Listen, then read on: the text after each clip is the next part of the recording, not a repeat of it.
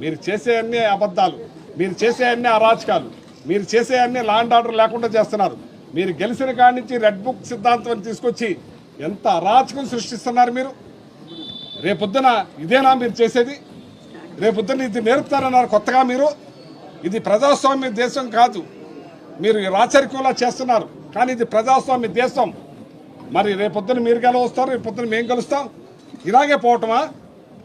మీకు ప్రజలు ఇచ్చిన మ్యాండేట్ ప్రకారంగా మీరు మంచి పరిపాలన అందించాలి, మంచి పేరు తెచ్చుకునేలాగా మళ్ళీ మీరు వస్తానికి ట్రై చేయాలి. కానీ ఇలాగా ఏదైతే ప్రతిపక్షాల గొంతులు నొక్కాలి, ప్రతిపక్షాలను అంతం చేయాలి, ప్రతిపక్షాలు ఇళ్లను దాడి చేయాలి, ప్రతిపక్షాలు లేకుండా చేయాలంటే ఇది ఎవరి తరం కాదు. ఇది ఉప్పెనలాగా ఉప్పొంగి నాడు మొత్తం ఎవరు ఉండరు, కొట్టుకుపోతారు.